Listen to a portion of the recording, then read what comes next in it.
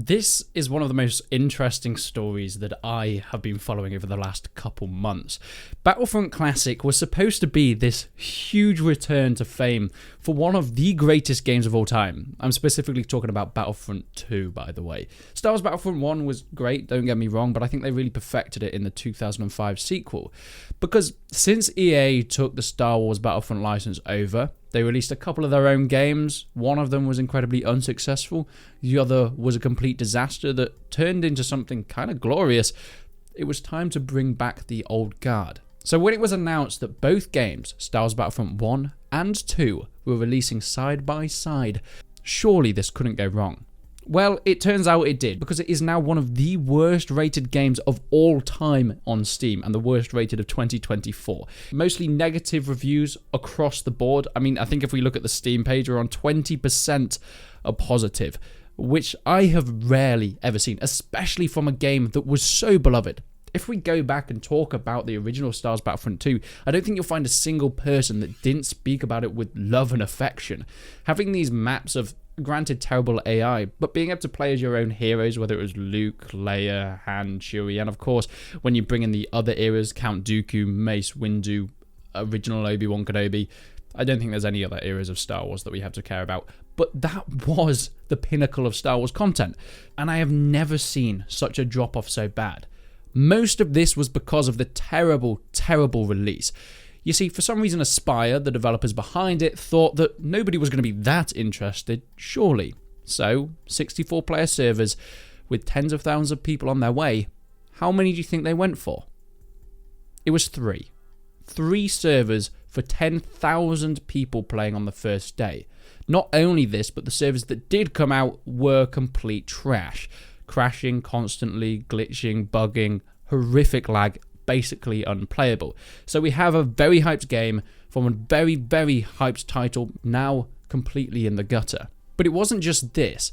The $34 price tag was unreasonable to ask for a game that's almost 20 years old. Sure, you've put them both together, but when you can hardly play them because of the servers, what is the point playing $35? And then it gets even worse. See, more recently it's come out that some of the content within this could have been stolen from modders.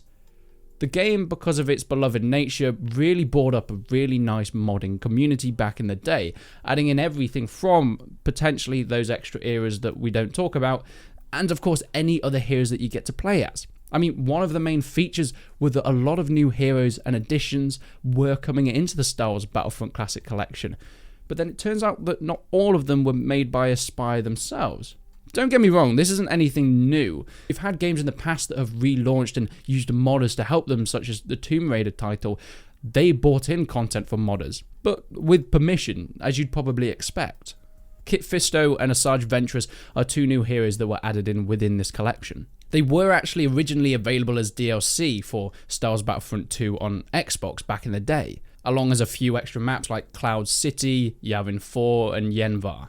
So you might think, okay, well they already had these models, they were already made for the Xbox version, what's the problem with adding them into this version? Well, there was a few things that weren't quite the same. They had been ripped from an old mod from ModDB that attempted to bring this Xbox exclusive versions of the characters onto PC back in the day. You see, these were characters that were just for the Xbox version in a DLC. They wanted to play them on PC, so some modders were trying to make that work. In doing so, they had to do a bit of extra work for porting and adding in extra animations as well. Reddit user Mr. Excitement pointed out that Asajj Ventress, one of the new characters, seemed to be holding 2 lightsabers like in the mod, instead of the nunchuck-like saber that she wields in the original DLC.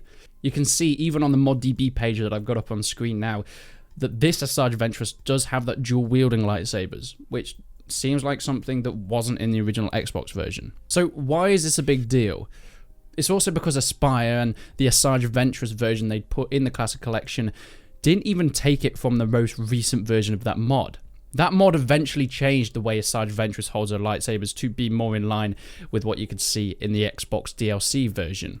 But they took it from an old version of that PC mod, I guess hoping that nobody would notice, but actually has outed them more than anything before. If Aspyr had taken the newest version of this mod, porting Asajj Ventress from Xbox to PC, nobody would have noticed. The lightsabers will be exactly the same, and they probably would have gotten away with it. But because they went for an older version, because it's probably easy to access and import with their current version of the game, well, they've completely outed themselves. Now, it is said that the developer behind the original mod is aware of this and has contacted Aspyr, yet so far the company have not even spoken about it. And it's most likely that they won't, because these are some of the pitfalls that you come across when a game seems like it's going to be something fantastic, but turns out actually to be a company that sees a title that gains a lot of traction, fan-loved, and still people talk about it to this day, and just sees dollar signs, knowing that they could release this with the big name of Star Wars Battlefront, with the beloved legacy that that game had, and that hopefully they could gain a pretty penny without putting the real effort into it. It's just another one of those things.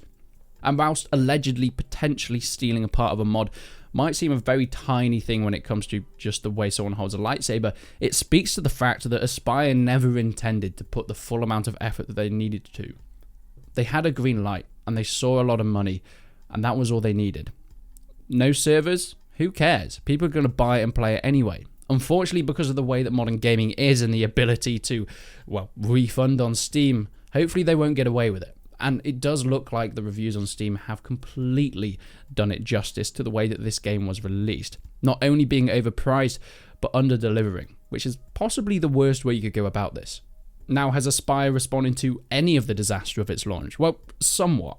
10 days ago, they released one of the briefest statements for one of the biggest disasters that I've ever seen, almost brushing it off as, no, this was supposed to happen, we expected this, let's just release a little something to keep people tied over while we actually fix what's going on.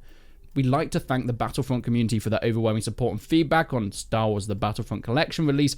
At launch, we experienced critical errors with our network infrastructure. The result was incredibly high ping, matchmaking errors, crashes, and servers not appearing on the browser. This seems like a very sneaky get-out-of-jail-free card. Okay, network issues. You could probably resort that to the fact that you could probably blame that on people crashing, sure.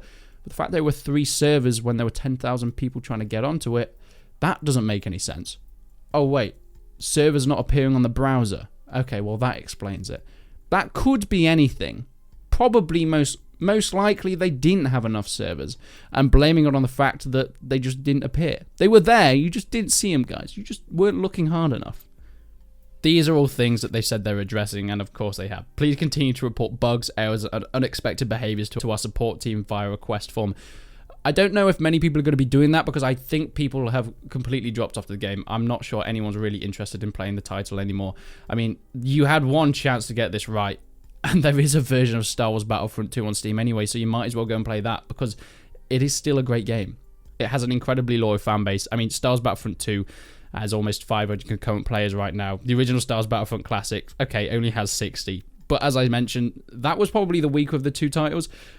I think what we've actually seen here is a resurgence of the original Star Wars Battlefront 2 now because of, I guess, the notoriety of the Classic Collection releasing, being a disaster, and people went straight over to it. In fact, on the day of the Classic Collection's launch, when servers weren't working and people couldn't play it, over 1,000 people hopped onto the original version of the game, which is kind of nice and a little bit funny to see. But I'm going to be following this a little bit closer because it would be nice if Aspyr could fix this, because once again, we need more games like this. Titles that were classics back in the day brought up to modern standards with a little bit of extra content and working on modern servers because that's all people want. But it's when you sell it at a price that is just not worth the content within it, and of course don't even release a functional product in the end. That's never going to end well for you. Trust me.